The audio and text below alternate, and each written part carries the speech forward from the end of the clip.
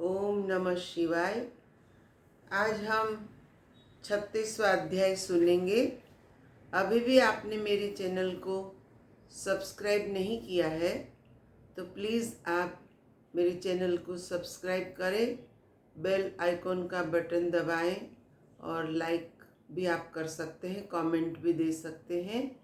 अब हम शिव महापुराण के दूसरे खंड से 36वां अध्याय सुनते हैं।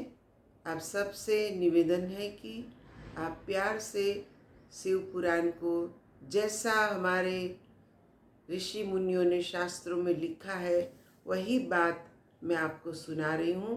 अपनी तरफ से कोई भी शब्द मैं ऐड नहीं कर रही हूँ ताकि आपको ओरिजिनल शिव पुराण सुनने को मिले। तो प्लीज़ आप ध्यान से सुनिए और मेरे चैनल को सब्सक्राइब कीजिए।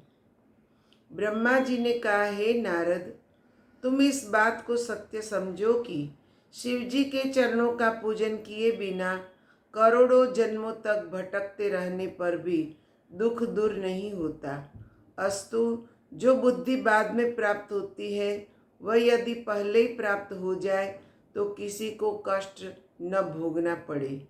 अब मैं शिव जी की अनन्य लीलाओं को कहता हूँ, उन्हें सुनो। भगवान सदाशिव ने जब सब लोगों द्वारा की गई स्तुति एवं प्रार्थना को सुना तो उन्हें अत्यंत प्रसन्नता प्राप्त हुई। उस समय उन्होंने मुस्कुराते हुए इस प्रकार कहा, हे देवताओं, दक्ष ने बकरे की जिब्या होने के कारण गलबल के रूप में जो उत्तम स्तुति न की है, उसी प्रकार जो मनुष्य हमारी प्रार्थना करेगा उसे संपूर्ण रिद्धि सिद्धियों की प्राप्ति होगी। हे सभासदों, हम ब्रह्मा तथा विष्णु संसार को मुक्ति प्रदान करने वाले परब्रह्म परमेश्वर हैं। हम तीनों गुणों से परे हैं। सच्चिदानंद रूप ब्रह्म केवल हम ही हैं। ब्रह्मा, विष्णु तथा अन्य सब जीव हमारे ही स्वरूप है। वेदों का कहना भी यही है, परंतु जो अज्ञानी जीव उसमें भेद समझते हैं उन्हें कष्ट उठाना पड़ता है। जो मनुष्य हम तीनों देवताओं को अन्य प्राणियों के समान ही विचारता है और उनमें किसी प्रकार का भेद नहीं मानता, वह उच्च पद को प्राप्त होता है। जो हम तीनों को भिन्न भिन्न करके देखता है वे सहस्त्र युगों तक शोक में डूबा रहता है। इसमें सब लोगों को उचित है कि वे श्रेष्ठ बुद्धि का आश्रय ग्रहण कर सब देवताओं तथा मुनियों की सेवा किया करें। ब्रह्मा के पूजन के बिना विष्णु का पूजन व्यर्थ है और विष्णु की सेवा किए बिना मैं कभी प्रसन्न नहीं होता। इस बात को भली भांति जान लेना चाहिए। इस प्रकार शिव जी के सबको संबोधित करने के उपरांत भृगु ऋषि की ओर देखते हुए कहा, हे भृगु, तुम जो चाहते हो वही होगा।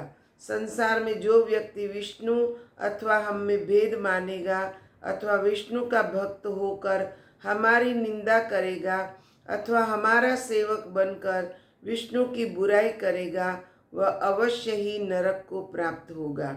हम दोनों में भेद रखने वाला मनुष्य तत्व ज्ञान से हीन कहा जाता है। इस प्रकार के वचन कहकर जब शिव जी ने शाप उद्धार का वरदान किया तो सब लोग अत्यंत प्रसन्न हो गए। दक्ष भी अपने परिवार सहित प्रसन्न हो आनंद में डूब गया। उस समय सब ओर से जय हर हर की ध्वनि सुनाई देने लगी और सब लोग भगवान सदाशिव की स्तुति प्रशंसा करने लगे।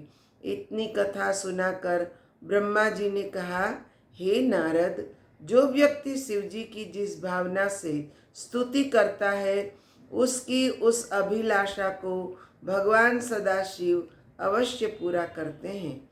यह बात सब लोकों में प्रसिद्ध है कि भगवान शिव की प्रशंसा से संपूर्ण सुखों की प्राप्ति होती है। वेद और पुराणों का यह कथन है कि शिव जी के विरोधी को कभी भी मुक्ति प्राप्ति नहीं होती। अस्तु, इस घटना के पश्चात शिवजी ने दक्ष प्रजापति को संबोधित करते हुए यों कहा, हे दक्ष, अब तुम यज्ञ फिर से प्रारंभ करो।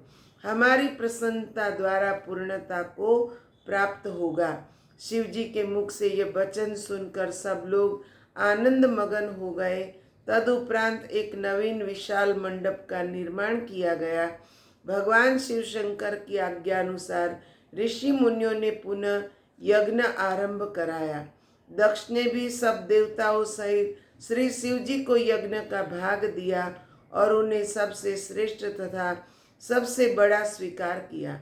ब्राह्मणों को यथा योग्य दान देने के उपरांत दक्ष प्रजापति ने यज्ञ समाप्त हो जाने पर अपनी पत्नियों सहित नदी में स्नान किया। इस प्रकार भगवान सदाशिव ने दक्ष के यज्ञ को पूर्ण करवाकर सबको आनंद प्रदान किया।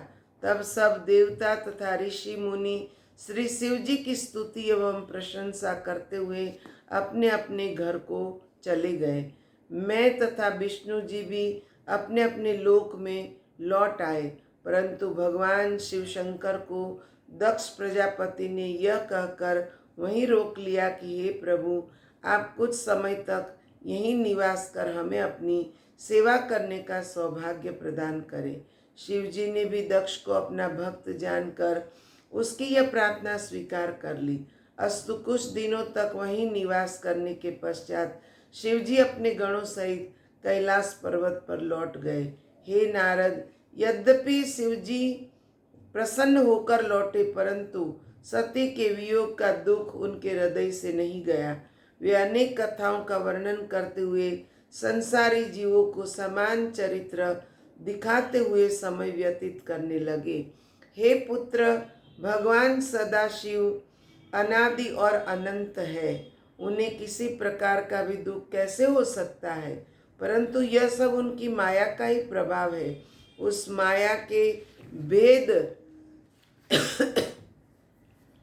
को हम लोग नहीं जान पाते और सहस्त्रों युक्तियों द्वारा शिवजी की महिमा को नहीं समझ पाते हैं। वे परब्रह्म परमेश्वर हैं और माया उनकी दासी है।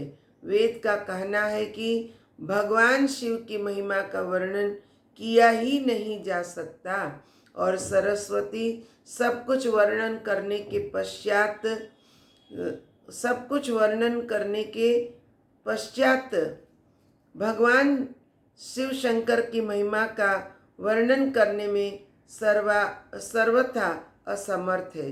विष्णु जी प्रतिदिन भगवान शिव की सेवा करते रहते हैं और अपने हृदय में उनका भय माना करते हैं। उनके समान दीनों का रक्षक और कौन है? वे अपने भक्तों के मनोरथ को सब प्रकार से पूर्ण करते हैं। वे अपने भक्तों के निमित्त अनेक प्रकार के दुख भी उठाते हैं, परंतु स्वयं किसी को दुख नहीं पहुंचाते। उनकी सहायता से ही मैं सृष्टि को उत्पन्न करता हूँ। उनकी आज्ञा पाकर ही विष्णु जी सृष्टि का पालन करते हैं। उन निर्गुण रूप परम प्रभु शिव जी को मेरा कोटिश प्रणाम है। ओम नमः शिवाय। उमापति महादेव की जय।